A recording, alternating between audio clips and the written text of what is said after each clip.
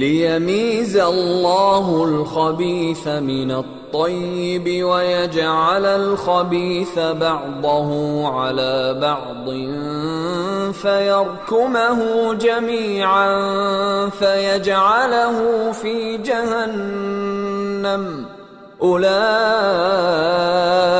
هُمُ الْخَاسِرُونَ۔ لیمیز اللہ الخبیث من الطیب، لیمیز اللہ، لام دو طرح سے آتا ہے، ایک کو لام تعلیل کہتے ہیں اور ایک کو لام لازم کہتے ہیں، یہ ہم نے پڑھ رکھا ہے۔ لام تعلیل ہے تو اس کے معنی کے لیے، اور لام لازم ہے تو اس کے معنی یقیناً ہوں گے۔ ٹھیک ترجمہ کریں گے تو اردو ادب قبول کرے گا، اور ٹھیک ترجمہ نہیں ہوگا تو اردو ادب بھی قبول نہیں کرے گا، اس لیے ہمیں آسانی ہوگی ترجمہ کرتے ہوئے، غلطی کا کوئی امکان نہ رہا۔ ہم یہاں پہ اس کا ترجمہ کریں گے کے لیے، دیکھیے اردو ادب کس طرح قبول کرتا ہے۔ اگلا کلمہ ماذا یمیز میزن، ماذا اس نے نمایاں کر دیا، اس نے الگ کر دیا، اس نے تمیز کر دی۔ اردو میں کلمہ ہم استعمال کرتے ہیں،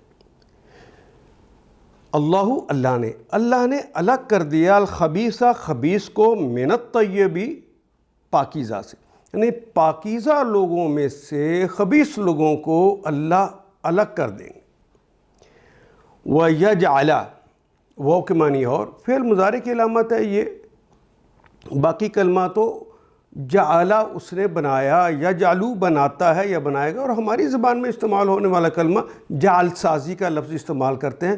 جعلہ کا مطلب یہاں بھی اردو میں بھی بنانا ہی ہوتا ہے، سازی کرنا، بنانا۔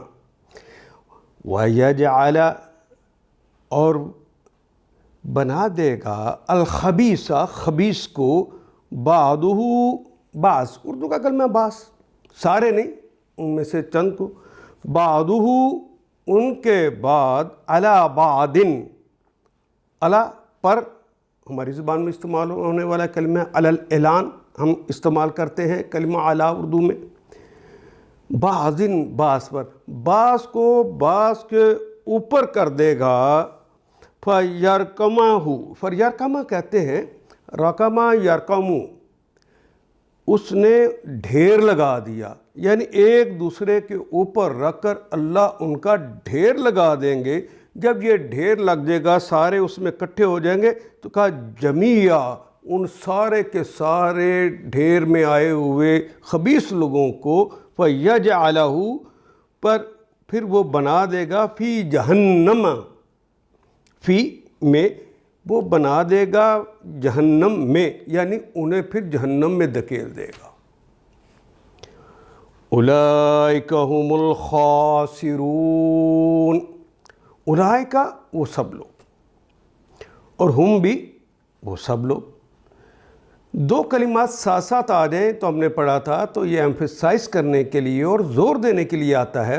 اردو ادب میں ہم ہی کا اضافہ کر کے اس زور کو پیدا کرتے ہیں۔ اولئک ہم، یہی وہ لوگ ہیں، الخاسرون، الف لام خاص کرنے کے لیے، خاص طور پر، حقیقی طور پر یہی لوگ، اردو کا کلمہ خسارہ اور واو نون تو جمع کی علامت ہے، یہی لوگ خسارے والے ہیں، یہی لوگ گھاٹے میں پڑنے والے ہیں۔ لیمیز اللہ الخبیث من الطیب ویجعل الخبیث بعضہ علی بعض، پھر اس لیے تاکہ اللہ گندگی کو پاکیزگی سے چھانٹ کے الگ کر دے، مراد یہ کہ وہ خبیث لوگوں کو طیب لوگوں سے چھانٹ کے الگ کر دے، اور ہر قسم کی گندگی کو ملا کر کٹھا کرے، پھر پلندے کو جہنم میں پھینک دے، جہنم میں جھونک دے۔ یہی لوگ اصلی دیوالیے ہیں، یہی لوگ اصل میں خسارے والے۔ ان آیات کو ایک دفعہ پھر تلاوت خود کیجیے، عربی مبین پڑھتے ہوئے دیکھیے، کیا بات پوری اندر اتر رہی ہے؟ کیا یہ اردو کے سانچے میں ڈھلتی گئی ہیں عبارتیں؟